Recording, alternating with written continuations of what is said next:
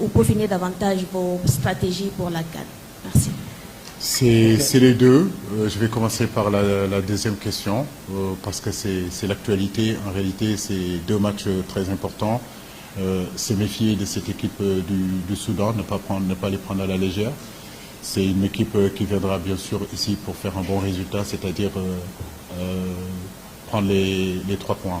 C'est à nous, comme on l'a toujours fait, en réalité, quand c'est important, et on sait que cette Coupe du Monde-là est très importante et que le Sénégal doit y être, il est important de bien aborder en réalité ces éliminatoires comme on l'a toujours fait, en essayant d'emmagasiner, si vous voulez, 6 points sur ces deux matchs-là.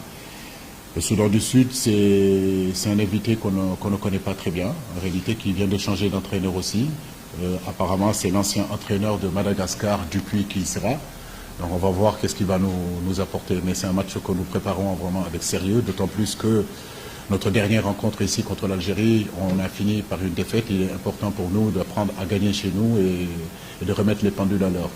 Le Togo, on le connaît, c'est une équipe qui nous a éliminés en 2006, c'est une équipe qui nous empêche d'aller à la Coupe du Monde en 2006. J'ai envie de dire qu'aujourd'hui, quand vous allez au Togo, ils vous parleront que de ça. On vous a éliminé durant le mondial en 2006 et on est capable encore de le faire.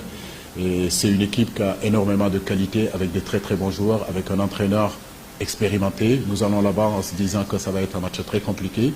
Mais nous avons des arguments à faire valoir et je sais qu'on peut faire aussi un bon résultat là-bas. Maintenant, concernant le garçon Abdallah, Abdallah est blessé. Donc, mais c'est un garçon que j'ai toujours compté sur lui. Aujourd'hui, effectivement, Jacob, il est là. Abdou Diallo est capable de jouer à ce poste-là. Mais Ballo Touré aussi est en train de faire est en train d'avancer aussi au niveau de Fulham. Il est en train d'emmagasiner aussi du temps de jeu. Comme je l'ai dit, cette équipe-là, il y a énormément de concurrence.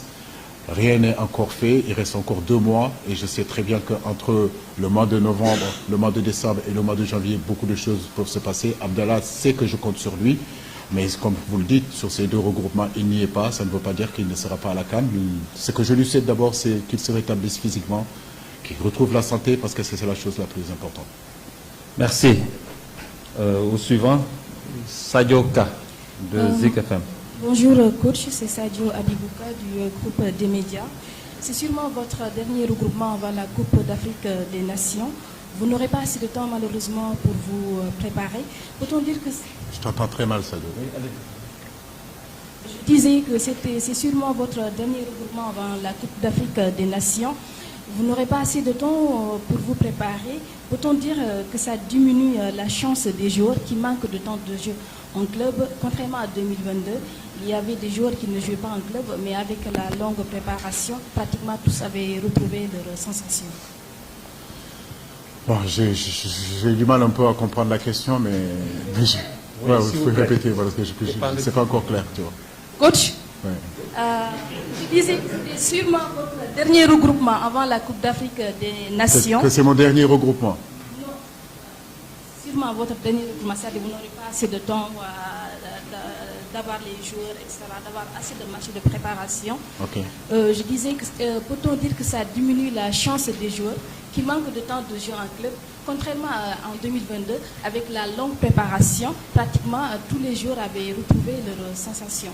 C'est-à-dire au niveau des préparations, il y a une très grande différence. En fait, la question c'est sur la préparation. Ah non, mais je pense que la préparation a commencé en réalité, ça dure depuis depuis notre dernier match contre le Bénin. Dès lors, on s'était qualifié. Le match du Bénin nous permettait, si vous voulez, d'être en préparation déjà. Vous avez bien vu qu'on avait étoffé le groupe. Il y a 2 garçons qui étaient venus, d'autres étaient sortis. En réalité, depuis ce match du Bénin jusqu'au match de l'Algérie, jusqu'au Cameroun, on est en préparation. Mais comme je l'ai dit, rien n'est encore défini dans cet espace-là du mois de novembre jusqu'au mois de janvier. Beaucoup de choses peuvent se passer. Aujourd'hui, effectivement, il y a 26 joueurs qui sont là. Mais il n'y a rien qui prouve que ces 26 jours-là, tout le monde sera là au mois de janvier. L'expérience nous a montré que tout était capable de se passer dans ces périodes-là.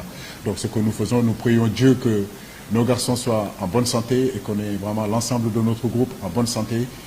Et ça nous permettra vraiment de pouvoir atteindre nos objectifs. Mais comme vous le voyez, hein, le football international aujourd'hui, il y a de moins en moins de préparation comme ça l'a été il y a quelques années où vous aviez pratiquement un mois de préparation, vous pouvez changer vos joueurs, vous pouvez avoir le temps de pouvoir vraiment préparer cette compétition-là. Donc en réalité, cette compétition maintenant se prépare dans les éliminatoires. Donc c'est sur ça qu'on a anticipé, si vous avez bien regardé, on a joué quand même 3, 4, 5 matchs qui nous a permis d'avoir un peu plus de certitude sur notre groupe. Après, comme je l'ai dit, plus nous allons avancer, effectivement, plus le groupe va se réduire et que vous-même, vous serez les...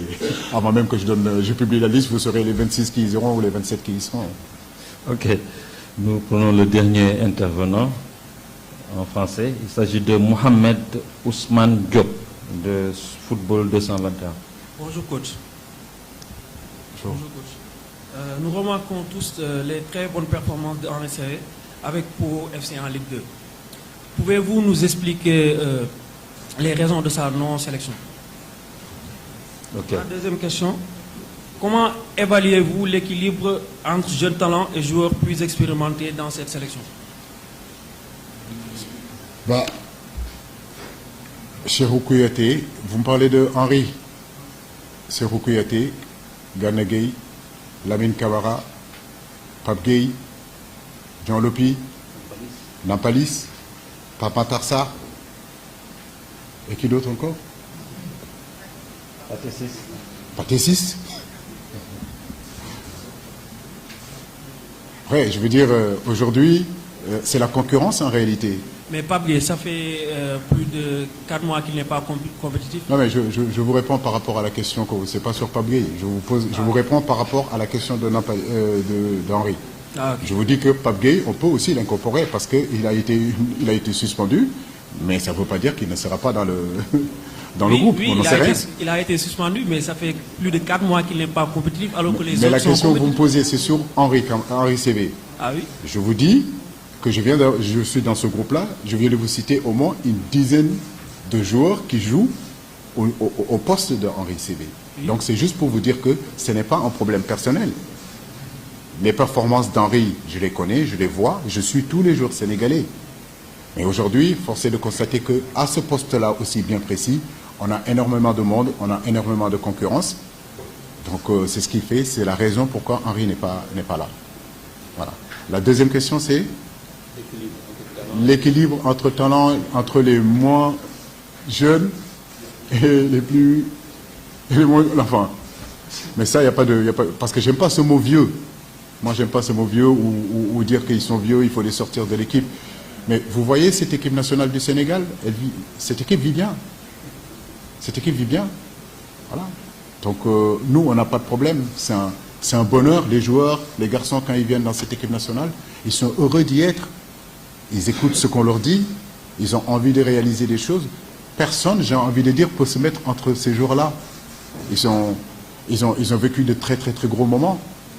Donc rien ne change, nous allons continuer à travailler dans ça, dans cet état d'esprit-là, de solidarité, d'amour, de respect, et puis di ñaan yàlla jàmm nekk suñu biir rek loolu moo am importance. Mais comme je l'ai dit, c'est une équipe qui vit bien. Ok. Bon. Vieux ou moins vieux, jeune ou moins jeune, ça c'est vous les problèmes, c'est vous qui amenez ces débats-là. Ay seytaane ngeen quoi. Alors maintenant, oui, salut, oui. Salif, donc la toute dernière question en français. Salif, Bamba, vous allez poser la question en Wolof, après, s'il vous plaît. Salif, allez. Merci Kara. Moi, je vais revenir sur la préparation de la CAN. Est-ce qu'aujourd'hui, Aliou Cissé a déjà en tête ou bien les dates retenues pour la préparation de la CAN du début, ou le lieu également retenu pour la préparation? C'est une bonne question. C'est vrai qu'aujourd'hui, on est en train d'y réfléchir. Dans la mesure où on n'a pas beaucoup de temps, la question c'est est-ce que c'est ici, est-ce qu'on va commencer la préparation ailleurs et venir récupérer le drapeau ici et partir? Mais ça, on en parlera avec le directeur technique, le président, la fédération pour essayer de trouver la meilleure solution. Mais c'est une très bonne question parce que elle est primordiale, la préparation de là où on va le faire. Donc il ne faut pas qu'on se loupe sur l'endroit.